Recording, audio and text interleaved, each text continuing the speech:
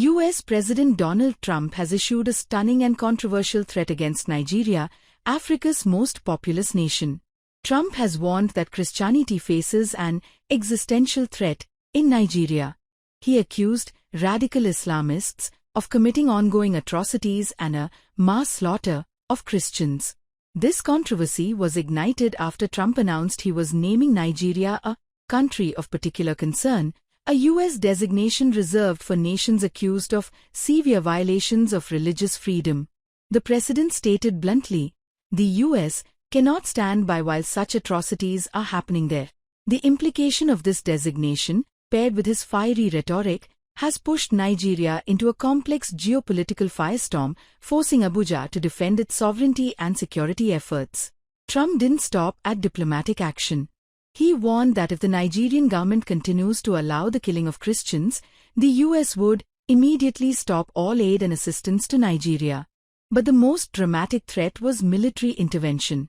Trump hinted at possible U.S. military action, saying Washington could very well go into that now disgraced country, guns a-blazing, to completely wipe out the Islamic terrorists. On Saturday, Trump confirmed he had ordered the Pentagon to begin planning for potential military action. When asked if this meant U.S. troops on the ground or airstrikes, Trump replied, "Could be.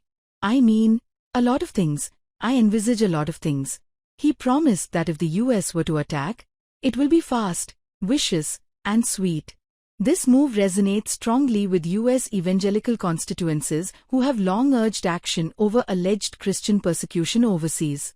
Key Republican lawmakers, like Senator Ted Cruz, have campaigned on this issue, alleging mass murder of Christians. Trump even cited a figure of 3,100 Christians killed, which a White House official linked to a report by the Open Doors charity. Nigeria's government swiftly rejected Trump's accusations, calling them baseless and politically motivated. Information Minister Mohammed Idris stated that Trump's threats of military action were unwarranted and misrepresented Nigeria's complex security challenges. The message from Abuja is clear. There's no Christian genocide in Nigeria.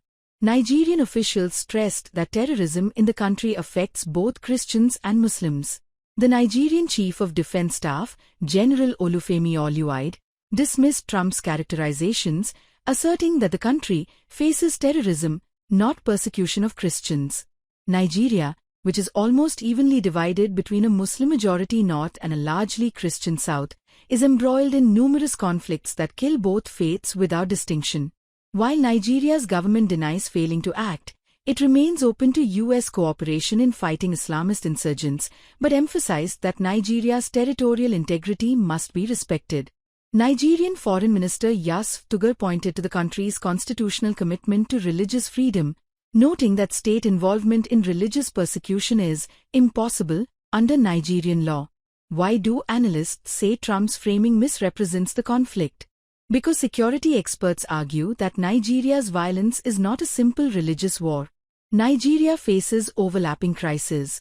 Groups like Boko Haram and ISWAP operate primarily in a Muslim-majority northeast, targeting the Nigerian state, security forces, and anyone they deem not the right kind of Muslim, including Shias.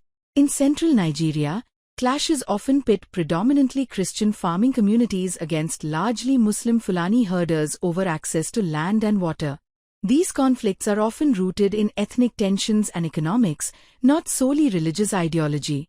Armed gangs, often described as bandits, operate in the northwest, involved in kidnappings and raids that kill both Muslims and Christians. Crucially, the high figures used by some U.S. politicians are fiercely disputed. For instance, data cited by Senator Cruz often traces back to reports by the International Society for Civil Liberties and Rule of Law, Intersociety, whose methodology and total death counts are deemed opaque and hard to verify by groups like the BBC.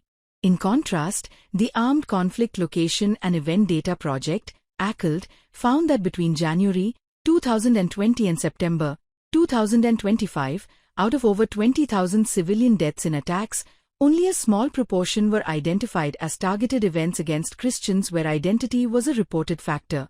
If Trump follows through, the consequences could be severe and widespread. Analysts warn that a direct U.S. invasion is improbable.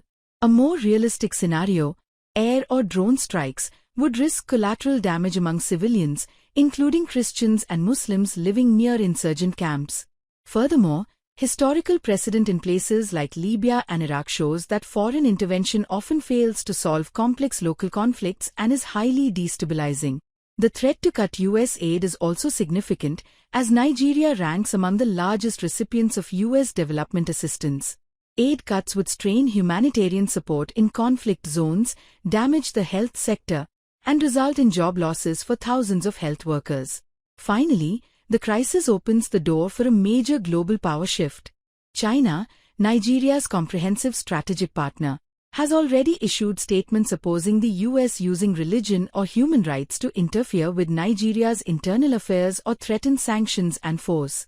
China has heavy investments in Nigeria's infrastructure and mining, including lithium. Any rupture in US-Nigeria relations could be seized upon by Russia and China to court Abuja with offers of non-conditional support, further complicating Western leverage in Africa. Analysts conclude that the path forward requires restraint. Nigeria must genuinely protect all citizens, and the US must resist turning complex grief into campaign theater. Because once the missiles fall or the aid stops, it will be ordinary Nigerians who pay the cost.